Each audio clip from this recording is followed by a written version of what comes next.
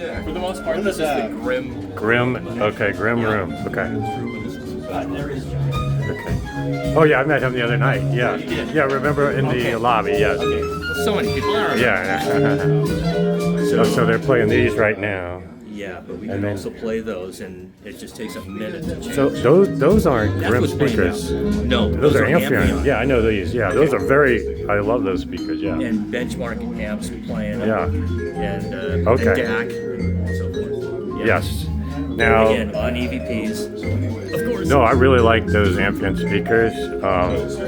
The Grimm does a very aggressive toe in, don't they? Yes. Is there a reason that you know for that, or? This is what they recommend. Okay. Really? Huh. Okay. Interesting. Okay. And I noticed another setup where they're even more. So. Yeah, I went into the other room where it was very aggressive, but sounded nice. Much better sound here. Okay. Other than I want him to dial in the low end. He's got an emphasis in the low end. Low emphasis I would like here. to have removed. You change it again? Do you want to give a quick? These. Yeah. Okay.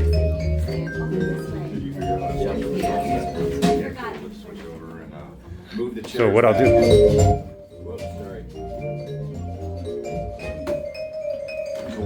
While they're doing that, let me show you guys these Amphion speakers. I've been very impressed with.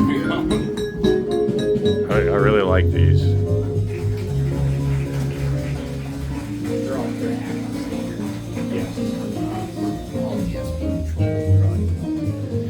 And it's got a venting system here.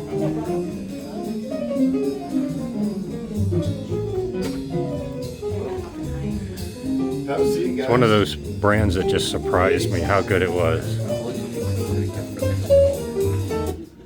So, tell you a little bit about these speakers and this setup, if I may.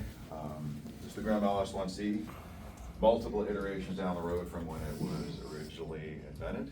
And the neat thing about this speaker is the engineering that's gone into it is pretty incredible.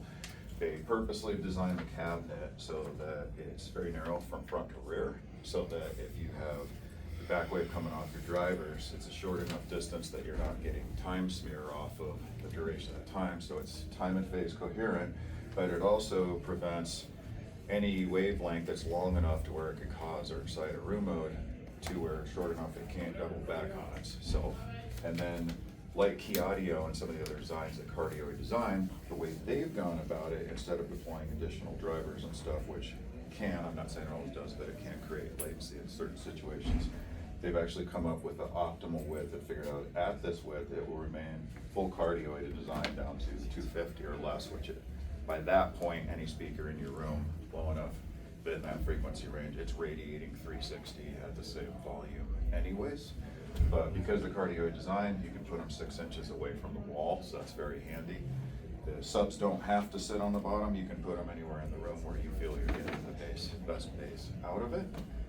Designed primarily to go with the MU1 player, which will also play very well with other things. The nice thing about this player is it is, I call it Rune done right, because Rune's volume control is somewhat decimating. Well, with this company, they license it with Rune where they can integrate their own volume control. So you get the UX UI of Rune that everybody likes, but you get a non-decimating volume control. You get a player, a streamer, you can put up to 8 gigs of internal storage on it, so you put a lot of music on it. And it's all digital outputs, 4x oversampling to bring an uptime high enough to where they can dump the noise out of the hearing range, and then they bring it back down from there minus the noise. So all digital out. These speakers and that will take digital and analog inputs, so if you're a vinyl person, you can play whatever you like along with that as well.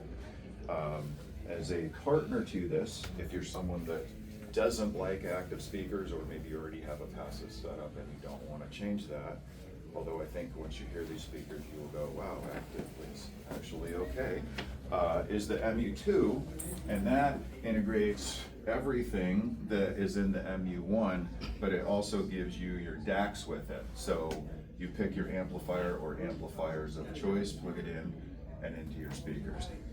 We've opted to use the benchmark amps because when you have digital gear that's this good, and another you can find them, some are out there A lot of reviewers are saying that this is without question the best that digital playback gets, and not by a small margin. This is an incredible player, so with that, we wanted to partner with what we think is one of the very best amps out there, and that's the benchmark amp, and that's provable, that's not subjective. All you have to do is look at John Atkinson's measurements in stereophile, and there is not a lower distortion amp made than that. If you look at THD plus M, it is an incredible amp, and if you runch them bridge mono, you get 380 watts a channel out of them.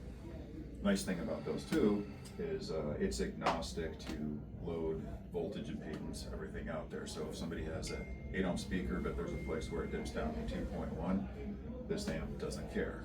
A lot of digital amps are very low distortion at low volume, but as you increase your voltage, distortion rises rapidly in many of them, whereas this, it doesn't, and it'll give you 100% of power down to 90 volts, so even a brownout condition without running out of headroom. And because they come from the pro market, they're robust enough that they don't want you to plug them into power conditioners, just plug them straight into the wall. But with that, we get really good sound. Killer passive speaker by Amphion, also cardioid design. Unfortunately, what's the worst shape of a room to get good sound out of it? Cube. Cube, like 3 dimensions that are the same. Next worst would be a square. We got a square right here with a low ceiling, a hard ceiling, and really close to back. So these in a bigger room are absolutely stunning, decent in here. But this system here, like I said, it's been winning a lot of awards, and so I was going to play you a couple songs, and then I will gladly take requests, but I'm going to start off with some female vocals.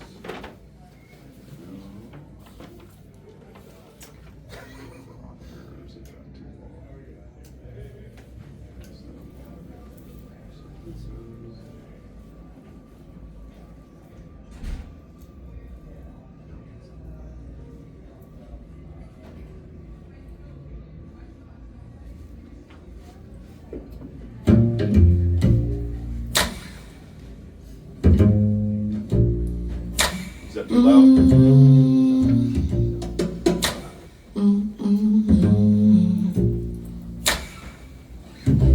So the sound of the birds taking off scared you last night. But they were right to leave, right to use their wings to fly.